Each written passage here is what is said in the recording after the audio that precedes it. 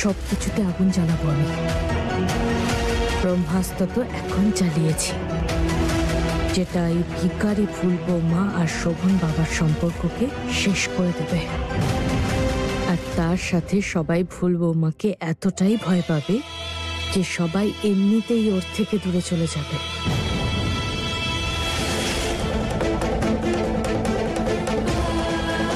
তোমাকে এই বিয়ে থেকে মুক্ত করার কোনো না কোনো উপায় খুঁজে বের করব।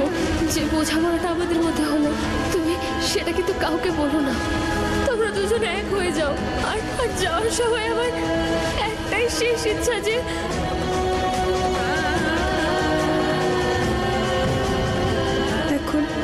এখন যা কিছু হলো তারপর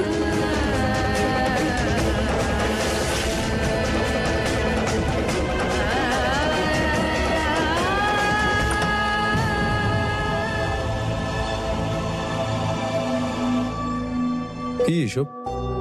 যতদূর আমি জানি তুমি তো এইসব কথায় বিশ্বাস করো না। তাহলে সবকিছু হঠাৎ করে ছেড়ে এখানে কেন চলে এলে? কেউ কিছু বলেছে তোমায়? দেখো ফুল, এগুলো ওনার ছড়ানো ভ্রম ছাড়া আর কিচ্ছু নয়।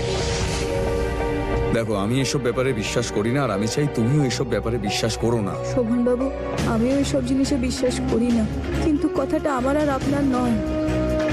বিষয়টা বড় মাকে নিয়ে। আমি ওনার জন্যই এখানে। ফুল, যেই বলুক না কেন, যেটা ভুল সেটা ভুল। মায়ের সঙ্গে কথা বলবো, তোমায় কারোর কথা শুনতে হবে না এখানে। এটা তোমার ঘর নয় ফুল। চলো, এসব গোছাও আর নিজের ঘরে চলো। আমার ঘর? শোভন বাবু, এখানে আমার না আছে কোনো ঘর, না আছে কোনো জায়গা। ফুল, কিন্তু শোভন বাবু,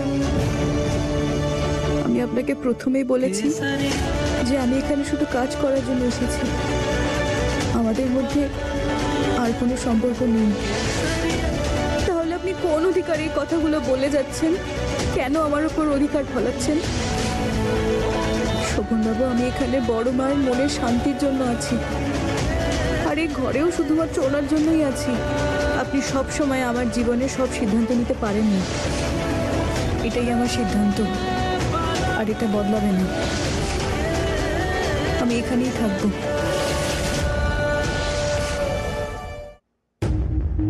ঠিক আছে, থাকো।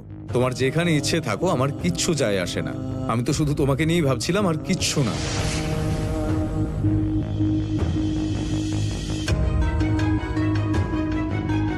ভালো খবর দিতে এসেছিলাম, কিন্তু এসব দেখে বুঝতে পারছি না যে এখন বলা ঠিক হবে কিনা। শোভনবাবু, এটা কিরকম কথা হলো? আমি আগের থেকে এত চিন্তায় আছি, আর আমাকে এতটা চিন্তা দেবেন না প্লিজ। আপনি আপনার পুরো কথাটা শেষ না করে কোথাও যাবেন না। বলুন না, কি বলতে যাচ্ছিলেন? ক্লায়েন্টসের তোমার বানানো স্যাম্পল খুব পছন্দ হয়েছে। আর শুধু এটাই নয়, ওনারা ইনভেস্টরদের জন্য, যারা ওনাদের ফান্ডিং যোগায়, তাদের জন্য এই ব্র্যান্ড লঞ্চিং একটা বড় পার্টি হতে চলেছে।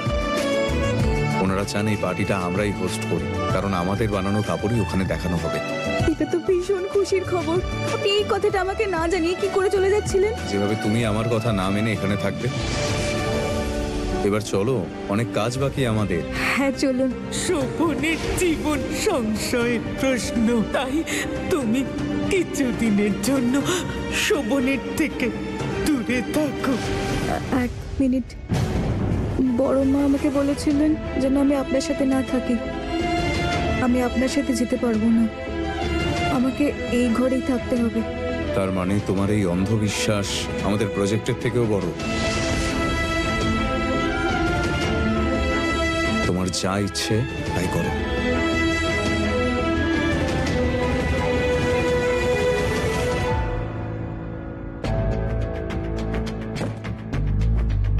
অদ্ভুত মানুষ একটা।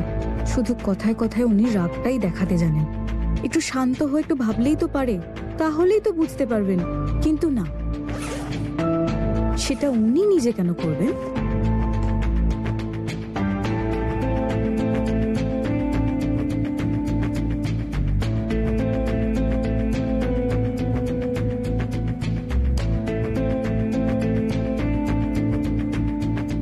যদি নিজের সিঁদুর, মঙ্গলসূত্র আর শাখা পলার মায়া থাকে তাহলে সামনের অমাবস্যা পর্যন্ত স্বামীর থেকে দূরে থাকবে। এটা তোমার ঘর নয় ফুল, চলো এসব গোছাও আর নিজের ঘরে চলো। তোমার মায়ের জন্য এইটুকু করতে পারবে না?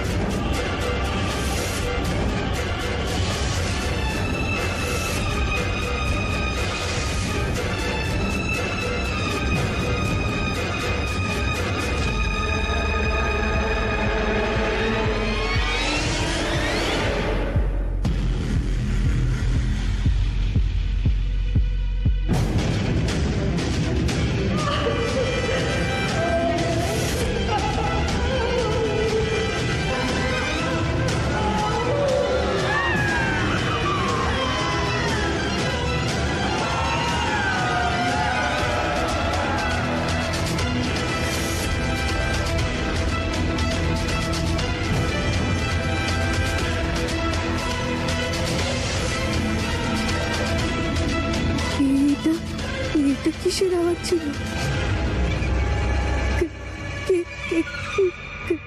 কে আছে ওখানে? এবার তো হবে মজা। এই ফোনের কান্নার আওয়াজটা শুনে তো ফুল বৌমার একেবারে প্রাণটা হাতে চলে এসেছে।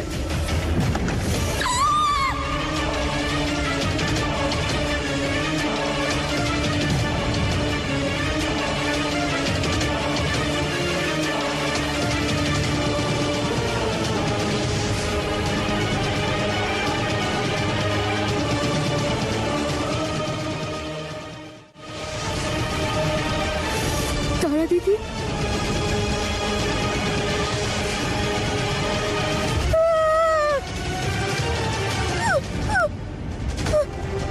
ফুল চিল্লালে কেন? ওই তারা দিদি, সব আওয়াজ ফুল, ফুল শান্ত হও, ঘরে কেউ নেই। ওই ওদিক থেকে।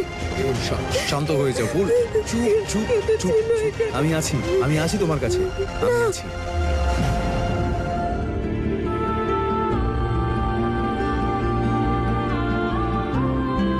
চুপ করো, শান্ত হও ফুল, কেউ নেই এখানে, আমি আছি তো। শোভন